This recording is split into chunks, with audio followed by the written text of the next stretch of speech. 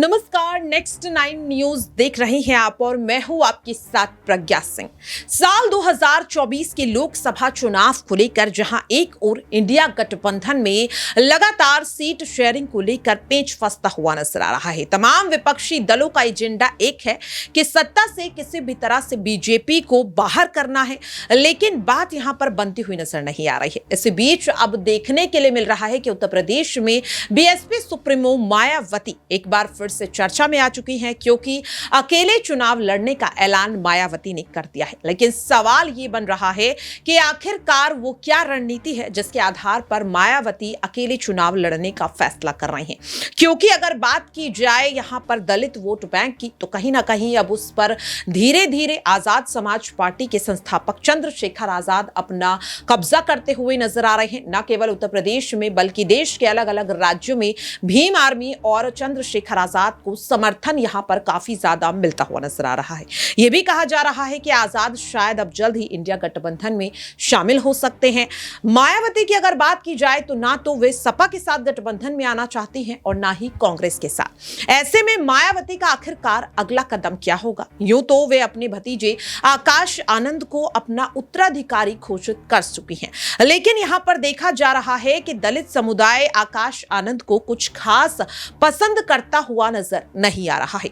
ऐसे में क्या अब राजनीति में एंट्री होती हुई देखी जा सकती है मायावती की बहू प्रज्ञा सिद्धार्थ की? दरअसल आपको बता दें कि यूं तो प्रज्ञा सिद्धार्थ राजनीति से ताल्लुक नहीं रखती, लेकिन कई बार देखा गया है कि इस तरह के दिग्गज नेताओं ने अपनी पार्टी को बचाने के लिए और कहीं ना कहीं जनता के बीच अपने जुड़ाव को और ज्यादा मजबूत करने के लिए अपने परिवार से किसी ऐसे शख्स को राजनीति में उतारा है और कहीं ना कहीं वोटों के लिहाज से इसका फायदा मिलता हुआ भी देखा गया।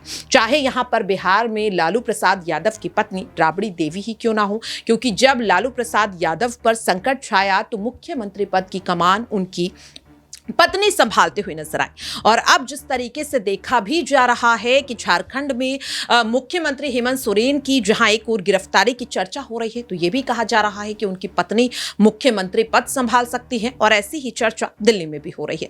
तो क्या इन्हीं तमाम अगर चीजों को देखा जाए, इन्हीं घटनाओं को देखा जाए, तो क्या ऐसे में अब मायावती भी अपने उस दबदबे को बचाने के लिए अपनी बहू को राजनीति में उतारती हुई नजर आ सकती है? यहां पर मेरे साथ प्रांशी है और प्रांशी इस चीज को समझेंगे। प्रांशी, अगर आकाश आनंद की बात की जाए तो राजनीति में कुछ ज्यादा खास उन्होंने अभी तक अपनी जगह नहीं बनाई है। खास तौर पर जनता के बीच उनका खास जुड़ाव देखने के लिए नहीं मिला है। क्या लग रहा है ऐसे में मायावती अपनी बहू प्रज्ञा सिद्धार्थ को क्या आगे कर सकते हैं? देखिए, प्रज्ञा सिद्धार्थ की अगर बात कर ली जाए, जैसा कि आपने दर्शकों को जानकारी दी ही कि राजनीति से वह दूर हैं, लेकिन राजनीति में कब क्या कोई बड़ा फैसला ले लिया जाए ये सभी जानते हैं। बात अगर कर ली जाए यादव कुनबे के बारे में, यादव कुनबे के 11 से अधिक सदस्य जो राजनीति में एक्टिव हैं, जिन्हें देखा गया है कि अलग अलग लोकसभा विधानसभा सीटों से वह चुनाव लड़ते हुए नजर आते हैं।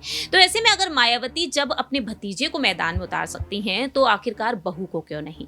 तो आने वाले समय में एक महिला वोट बैंक को बढ़ावा देने के लिए उनकी बहू की यहां पर देखा जाए एक्टिवनेस देखने को मिल सकती है, क्योंकि मायावती जिस तरीके से राजनीति करती हुई नजर आई हैं, उनकी राजनीति से सभी वाकिफ हैं, वह मुख्यमंत्री तक रह चुकी हैं और देखा गया है कि बसपा जो दलित वोट बैंक को काफी अच्छे से संभालती हुई नजर आई है। अगर ऐसे में मायावती चुनावी मैदान में नहीं उतरती हैं, तो अपनी बहू प्रज्ञा को वाकई में आगे करती हुई नजर आ सकती हैं, क्योंकि हमने देखा है, आपने हेमंत सोरेन का एग्जाम्पल दिया। बात अगर कर ली जाए यहां पर बाकी के अन्य नेताओं के बारे में, शिवराज सिंह चौहान जो मध्य प्रदेश के मुख्यमंत्री 4 बार रहे, लेकिन इन चारों ही बार देखा गया कि उनकी पत्नी हमेशा ही उनके साथ नजर आई। ये बात जो कही जाती है कि हर सक्सेसफुल मैन के पीछे एक औरत का हाथ जिस तरीके से बताया जाता है, तो ऐसे में देखा जाए शिवराज सिंह चौहान जो इस मुकाम तक पहुंचे, तो उनकी पत्नी ने हमेशा ही उनका साथ दिया। इस बार के विधानसभा चुनाव पर रुख कर लिया जाए तो इस बार के विधानसभा चुनाव में जब लिस्ट सामने तक नहीं आई थी, तो बुधनी सीट से वह चुनाव लड़ते हुए नजर आए, जहां पर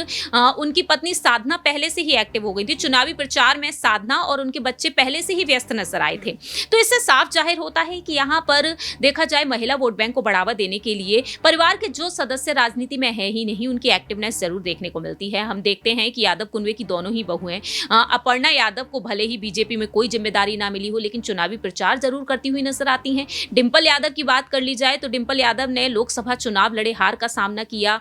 इसके बाद देखा गया कि वह बखूबी अपनी जिम्मेदारी को संभालती हुई नजर आई, लेकिन जब नेताजी इस दुनिया से चले गए तो उन्होंने मैनपुरी से चुनाव जीतकर दिखाए। आज वह सांसद है और अब ये दावे किए जा रहे हैं कि लोकसभा चुनाव वह एक बार फिर से लड़ती हुई नजर आएंगी। तो ऐसी कई महिलाएं हैं राजनीति में जो वाकई में अपने वर्चस्व को बखूबी पेश करती हुई नजर आई है। प्रियंका गांधी लोकसभा चुनाव नहीं लड़ी हैं, लेकिन 5 राज्यों के विधानसभा चुनाव को के कमान को वह बखूबी संभालती हुई नजर आई है। ऐसे में प्रज्ञा सिद्धार्थ अगर आगे आ ही जाती हैं तो मायावती यहाँ पर एक बहुत ही बड़ा एग्जाम्पल सेट करती हुई नजर आएंगी।